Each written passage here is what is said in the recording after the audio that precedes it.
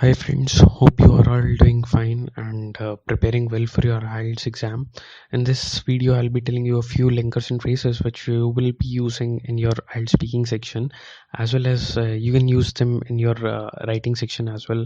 So let's start with the first one. It is about expressing your opinion. You can use uh, any of these five, yeah, one, two, three, four, five, yeah, five phrases in expressing your opinion in front of the interviewer, and that will be more great if you use "in my opinion" or "I strongly believe that," because that is a kind of a general phrase which you can use.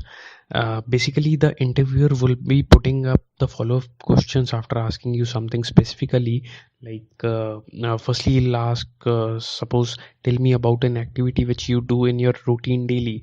So after let's say you reply them that I do exercise daily, so afterwards he or she would be asking you that do you think people should exercise more often in a week, or something like, do you think we have excluded fitness from our lifestyle?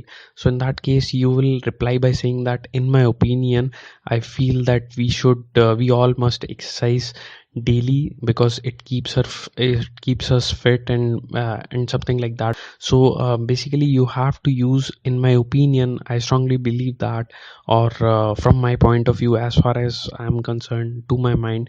These are the few phrases which you can use often while speaking to the interviewer. Apart from that, in the second thing which I will be telling you is listing your points. This is quite important, as you'll be listing the benefits or points or something about your opinion, and advantages or disadvantages would be there, so you have to list them sequentially, and you have to put firstly, secondly, thirdly, lastly, these kind of phrases while listing your points. This makes the whole thing a bit neat and clean, and this will fetch you some good points in your scorecard also. Thirdly, I'm going to tell you about referring and giving examples. For example, I mean, if you are referring to something, this is especially used in the writing section.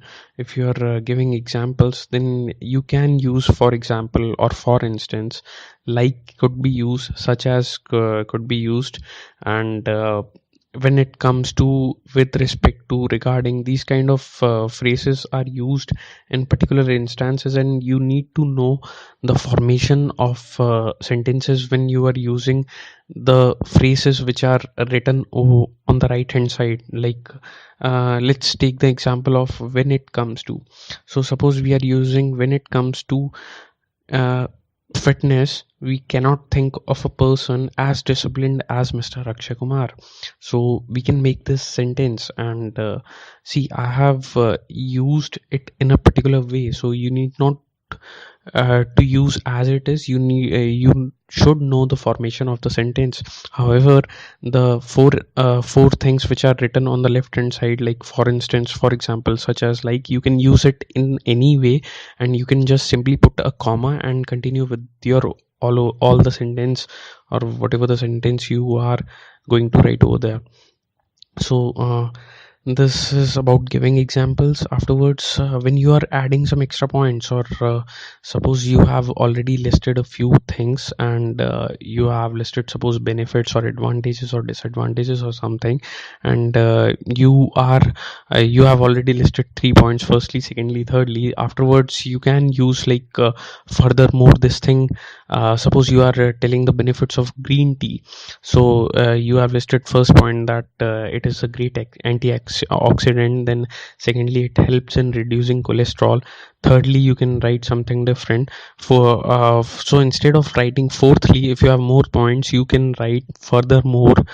It helps in detoxification. And afterwards you can use moreover, and add another point. And in the way, in the last point, you can use last but not the least, or lastly you can use. So in this way you can add extra points. You can also use phrases like "in addition," "besides," "what is more," "on top of that," "not only but also." Not only but also is like not only in the starting, then you will say your sentence, but also means you will tell the first benefit after not only, then you will tell the second benefit after but also. So you will not write the whole thing in between, not only and but also, but you will segregate the two portions. And as well, you would be writing in the end of the sentence, after stating your sentence, you would be writing as well, or you can write two after ending, in the ending of the sentence. So in this way we will add the extra points. And if you're willing to add the emphasis on a particular statement of yours, then you will be saying that it goes without saying that, or needless to say, clearly, obviously, for example, we can take the case of pollution. So clearly diesel vehicles are one of the factors of the pollution in the city. We can write in this way. And suppose you are contrasting your point, or you are making a statement exactly opposite to what you have said above, then you can use things like although, even though, or despite.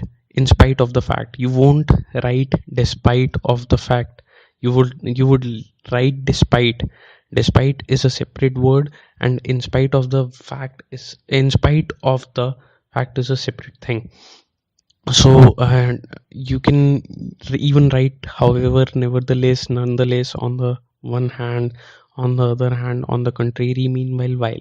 So for example, you have stated some of the disadvantages of vehicle, why that vehicle cause pollution, and vehicle cause traffic, increase in traffic and jams in the city.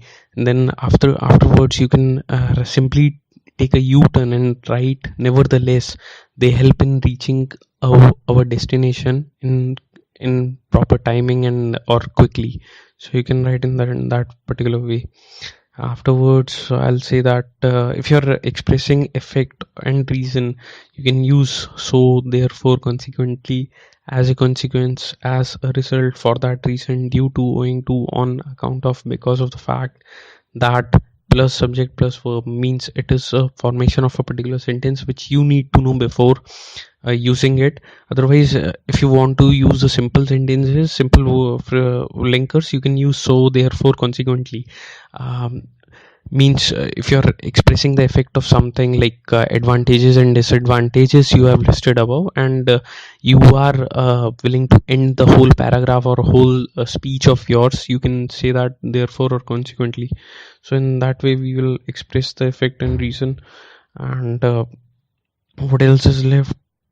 Yeah, in this case, there is one more thing, like clarifying and rephrasing. So if you are clarifying something, you would say that in other words, means you are putting up that sentence which you have stated or written above in something different. So you can write input in other words, or to put it another way, to put it simply, means if it was a complex sentence which you have just spoken, then you would say, to put it simply, I would say that, or in other words, I would say that.